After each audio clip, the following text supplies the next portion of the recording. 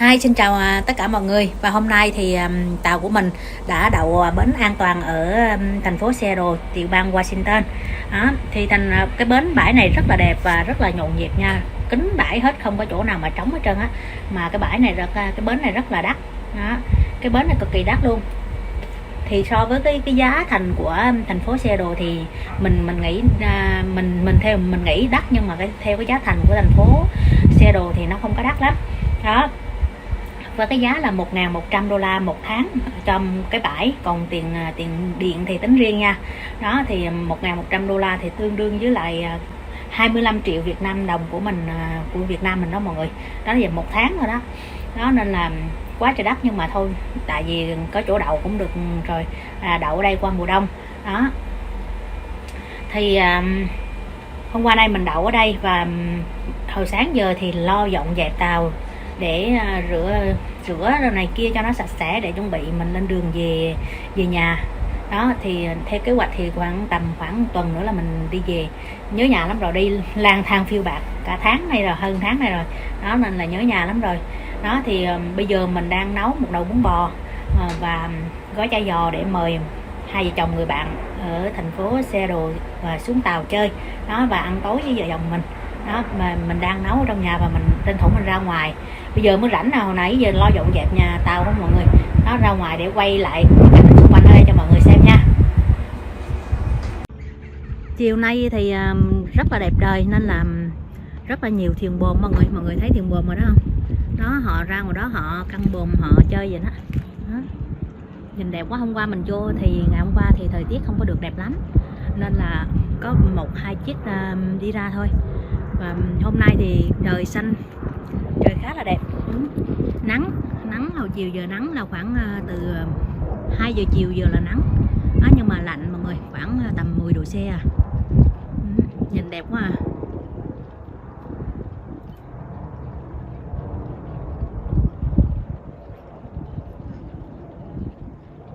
Đây là xung quanh của bến cảng Seattle nè mọi người. Đó, mọi người thấy mùa thu không? Lá vàng, lá đỏ, đỏ rực đẹp quá ha. Cực kỳ đẹp luôn. Mình ở ngoài này mà mình nấu nồi bún bò ở trong, ở ngoài này cũng phải thơm mọi người. Nhìn đẹp ghê không?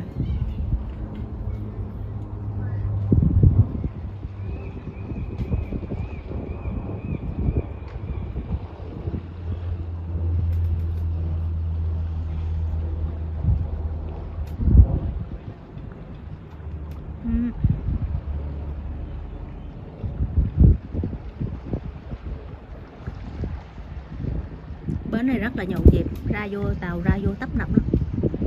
Ở đây đa số thấy tàu bồm nhiều. Tàu bồm tới mùa gió cái họ căng bồm nghiêng gió là đẹp chưa?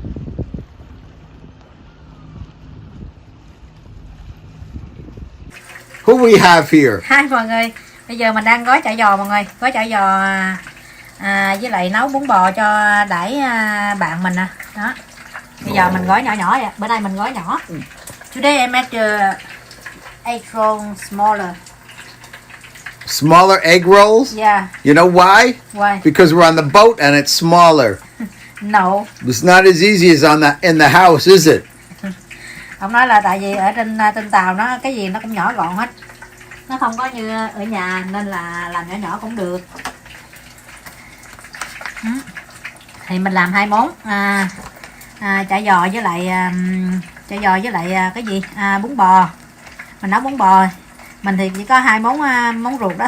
Không phải đâu mọi người, nói chơi đùa chứ mình thích quảng bá ẩm thực Việt Nam mọi người nè. Đó, bởi vì quên, xin lỗi mọi người nha, bởi vì là như món phở mình nấu cũng được, nhưng mà phở hầu hết người Mỹ người ta không biết món phở rất là phổ biến ở đây. Món phở rất là phổ biến, nên là người ta họ biết món phở hết. Còn với lại nó dễ kêu nữa, nó dễ kêu. Ví dụ như món phở nó dễ kêu, còn như bún bò nó khó kêu hơn. Mà bún bò ở đây là mắc hơn nha, ở Mỹ này làm bún bò mắc hơn làm bún phở. Đó, nên là mà nó khó kêu nữa, người ta khó gọi nữa, nên là họ ít có ăn bún bò. Mà thật ra mình thấy bún bò nó cũng ngon hơn phở luôn, mình thích bún bò hơn phở luôn á, nên là mình cứ bạn nào mình cũng nấu cái món này cho họ ăn hết. Rồi.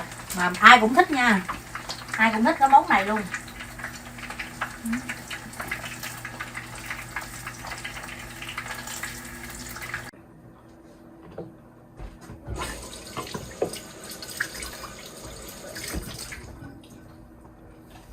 Yours. Come on in. Come in. You don't have to take off your shoes. Your shoes are... Hi, Hey, good to see you. good to see you. Yes, exactly. Hi.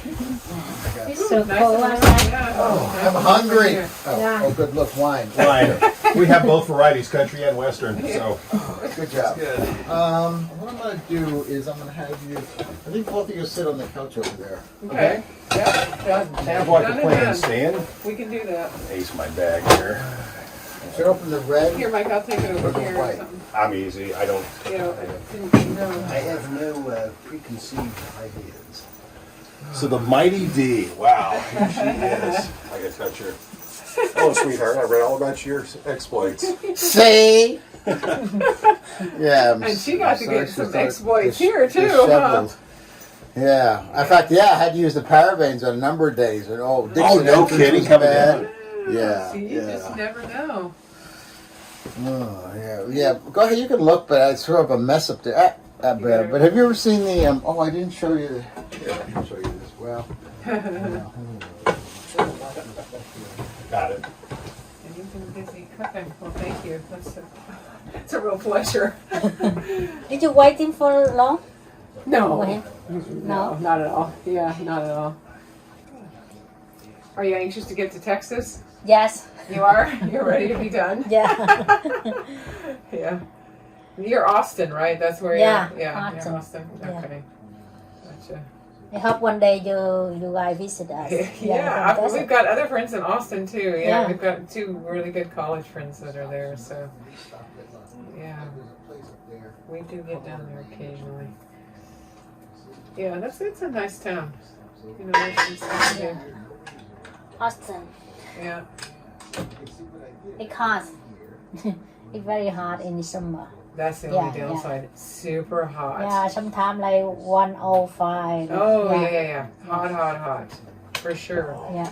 Yeah, I went to school there for 2 years, and it was just hot. Yeah. Hot. So if you can get out of there in the summer, then it's good. In Washington, in this summer, this summer in June or July, it's really hot. It was hot, It right? can get hot, yeah, but usually it's not so bad, 80s is warm. Once in a while it'll get up to 90 or 100, and we're like, everybody here's like, oh, because nobody has, Yeah, not everybody has air have- conditioning. Yeah. No air conditioning. They don't prepare for the hot weather. Yeah, exactly. Not prepared for Yeah. that hot weather. You are right. How far from your house to here? Oh, it's really close. So we're on the boat here. We live on our boat here in Seattle, and our Yeah. house is in Port Townsend. So it's only like 10 minutes. Oh, Yeah, it's just yeah. like right down the road. We're in Yeah, Ballard, yeah. so very close. Yeah. very close. That's far. Yeah. It's right there. And then I came around and... He's getting distracted, huh? He was Yeah. hungry. He was hungry. Hungry. So, yeah. I know. So you already have a place in Austin, right? You're kind of set up to go there? You have a place to live? You have an apartment or a house in Austin? We have ranch. A ranch? Yeah. Okay. Yeah, we're living in the ranch. Okay. Yeah. That's cool. That sounds fun. Yeah. Và bây giờ đã xong mình đã bài trí ra rồi, người bạn của mình đã đến và đem 2 chai rượu tới. Đêm nay chắc không say không về rồi. Đó, xin mời mọi người cùng ăn với gia đình mình, với bạn bè mình nha. Thank you. Basically, I drove right through Munich. You know, the A61 Autobahn would end. Yeah, you could go right through. And I'd go right through Munich. I found being on the city streets, and actually gave a nice break to the high-speed driving, and sort of little different sights. And I'd stop and get a pretzel or something. And Yeah, and yeah, I really like those. I miss those. And yeah, they had that elevated section that went through Munich too. Với những người bạn như thế này thì ông xã của mình thì không bao giờ hết chuyện. I sort of Liên like that. thuyên, nhiều lắm, nhiều That chuyện was lắm, not nhiều chuyện để nói với nhau lắm. Chuyện tàu, chuyện công việc, chuyện đủ thứ chuyện hết. Rất là vui. Và gia đình của người này thì sống cũng gần ở đây. Đi khoảng chạy xe khoảng 10 phút. Nhà của họ thì cũng gần. Rồi họ cũng có cái tàu như là cái tàu của nhà mình luôn. Người này thì làm ở người chồng thì làm ở quản lý điều hành, quản lý của hãng bay Delta đó mọi người. Đó, còn người vợ thì mình không có hỏi. Have you eaten Vietnamese food before? Yep. We can live on it. You guys haven't been in Vietnam though, have you? No. It's actually on my list. I definitely want to go. Mình cũng có hỏi họ có ăn món Việt bao giờ chưa, thì họ cũng đã nói họ ăn rồi và họ rất là thích món Việt của mình. Nhưng mà hầu hết người Mỹ thì họ chỉ biết đến món phở thôi, rất là phổ biến. I don't know. I eat better here than I did in Vietnam. That's all I can say.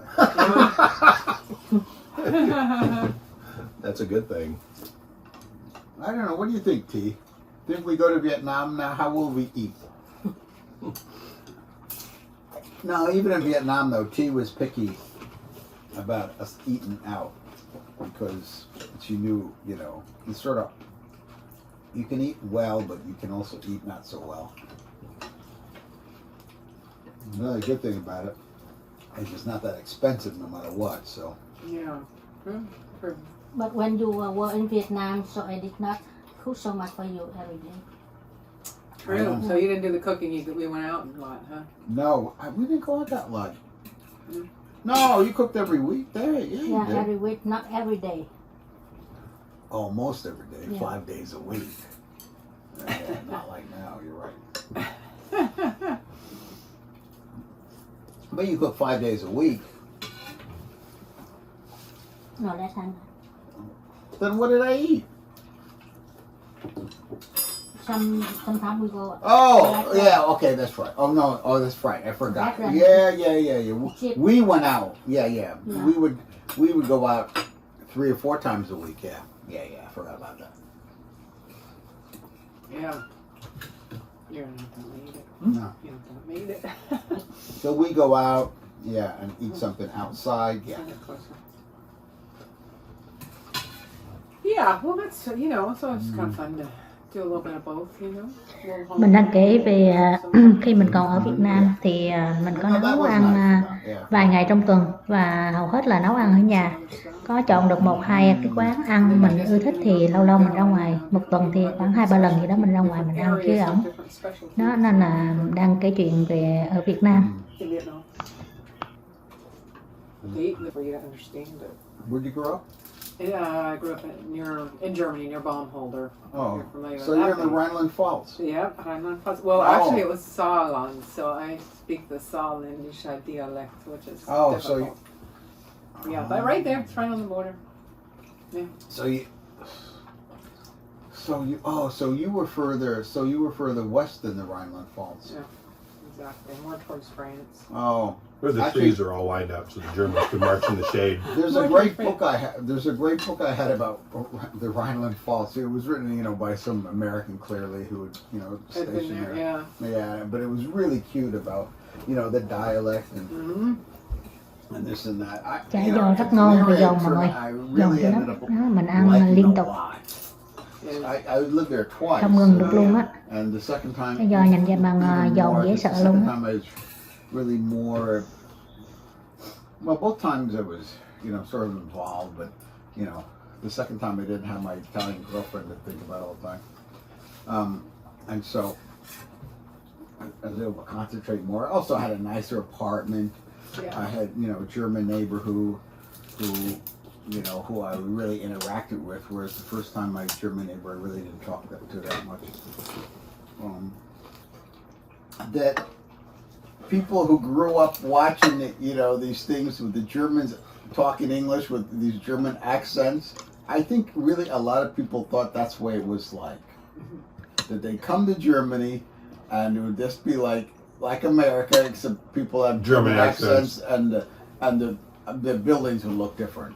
Hilarious. And I really think that's the case. I Yeah. really think, a significant part of it, because otherwise it doesn't make sense that you have, you volunteer to come here and then the majority of people are Hai complaining. vợ chồng người này mình cũng có đến chung với cái hội nghị và họ cũng có đến cái hội nghị của cái tàu KD Krogan. Cái tháng trước mình có làm video cho mọi người xem á, mình cũng có quay cái tàu của hai vợ chồng người này nè. So it just Yeah. So I mean, because I always found that strange, and then there was, my first station was in Italy, and in a small place that had no on-base housing, and I've never lived on base. Yeah, that's perfect. I know the people that usually integrate the best are the ones that are living right there. Yeah, but they also had, you would have the Americans who, I don't know, they would only buy milk from the commissary, but the commissary really seldom had milk. Yeah, it's gonna be. And the stupid medical people at the base would tell you, when you get your lettuce, you should soak it in Clorox, basically. Oh. I mean, it's sounds like all this weird stuff. I mean, that I just ignored everything. I mean, it's like, why would I buy milk from the base when I can buy milk from here? Yeah. It's like, and somehow, so get the fresh produce right there, right? Yeah. Yeah, especially in Italy, probably a lot of markets and stuff. Yeah, Germany too. I don't know what it's like in Italy, but in Germany, everybody used to buy food by the day almost. I mean, everybody that's how you stock did it, up a giant refrigerator. It was, get the food for the day and keep your basics. But yeah, you have the bakery, the same way. The meat shop, everybody goes. It wasn't just one store, at least back in the day. Yeah, no, exactly. It was like you went to the meat market, you went to the bakery, you went to the the whole. And in Germany, you had to do it quickly because time they close at 6 o'clock. Right. They had on Wednesday, remember? The Saturday, we only had one Saturday was open late. Right. Yeah. They changed a lot of that. Texas used to have blue laws. Texas, I don't know if they still do, but you could buy food, but you couldn't buy, just some food stores had pots and pans. You couldn't buy the pot to cook it in. Remember they had tape down in Austin? That's true, and the liquor, beer and all that, the blue laws too. Yeah, like really, get over it. Yeah, it was pretty weird. In fact, I'm sure they got rid of it, but the drinking age was also 19 when we lived down there. So they had all these party clubs in Austin, and when they raised the drinking age to 21, overnight they all died. It was college kids, they're the ones doing all that partying. About 1 million college students down there. Yeah, that school has 50,000. I know. I wonder if the drinking problem is better or worse. Good question. It's a question. But you'll notice it's a question nobody asked because people pretty much know the answer and they don't want to hear it. They don't want to see any data. No. My aunt was a professor at University in Texas, and she was down there when they voted to allow students to carry handguns. Now that is a different And I'm story. thinking, that's really good. That's all you need is you flunk somebody out of your class, and they're packing heat. So they get pissed off. They've been partying all night because, kids are do what they do in college. Dr. Blankenship, I don't like the grade you gave me. And, he's sitting there with a freaking, 45 on his hip. I'm thinking, this is insane. Nowhere but Texas. I'm not so crazy Yeah, that was... about the gun laws. At least in college, because you have your head this far up your ass anyway. I don't think you need to be carrying concealed weapons or non-concealed weapon, whatever the hell it is down there. Yeah, I mean, it's kind of funny because we're like German Texans, so my family's in Texas. But, if you live on a ranch, you have a rifle or something. Oh, yeah, exactly. So you don't really think about it. But, I grew up in Germany and they don't have any weapons. So I feel like people solve their problems with whatever the most deadly thing is that they can find, whether it be a knife, well, that's true. Gun, well, or that's always, it escalates to the top. And that's always been the issue against, guns. Yeah, they escalate it. I mean, not that, not necessarily whether it's legal or not, but I mean, it's one of the reasons why I don't have a gun. Yeah. And not so much because I'm worried about that, but I mean, statistics show that if you have a gun, you're more likely to be injured. You and your family are more likely to be injured by that gun. Yeah. I mean, it's hard for me to get around that. Yeah. So I mean, you know, kids get a hold of them. And all kids that get a hold of them. You look at the road rage. My dad was riding his motorcycle down through Tacoma, and he was exiting, and Oh, this place is really bad. This place is insane. Washington's driving really like bad. crazy. It's been this way ever since I lived here 30 years ago. It's worse now. So 2 rednecks and 2 pickup trucks getting a pissing contest. One guy cuts the other guy off. So now they go down the exit, they stop. One guy gets out of his truck, and was it the guy behind him, "You son of a bitch, you cut me off." And I don't know if he pulled a gun out or the other guy pulled a gun out. No, he pulled the gun out. My dad's behind him on his motorcycle, and this guy like does this shit with a gun to the guy in the truck. Oh, see, that's how you solve You know, it. my dad said, I survived 2 combat tours of Vietnam. Army Ranger, I'm going to die here on the side of I-5 by some redneck shooting a goddamn gun, and it's going to be collateral damage. And I mean, that just shows people can barely drive. People have road rage, and to arm people, and it's that cat's out of the bag. Và bây giờ mọi người cũng no say rồi mọi người. Đó, đừng là video của mình đến đây cũng xin tạm dừng. Hẹn mọi người ở video clip tiếp theo, và đừng quên like, chia sẻ clip và đăng ký kênh giúp Trinh Cuộc Sống Mỹ nha mọi người. Và chúc mọi người có một ngày nhớ với thật nhiều niềm vui, bình an và may mắn.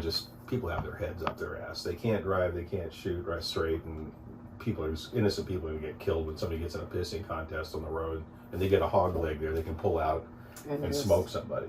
Yeah, it's not a good situation. I agree. Yeah. Speaking of that, a guy at work, he lives over in Tacoma, and 4 people got killed in the house, 4 houses down from him. Jason Gonzalez over in, and he had a camera on his house. Yeah. That filmed the guy running from the scene. Oh my gosh. So the police are all over him. Yeah. But whole 4 adults. They don't know what the motivation was. It's in Section 8 housing. I don't know if it was some gang activity, which is unlikely given the demographic of the people. But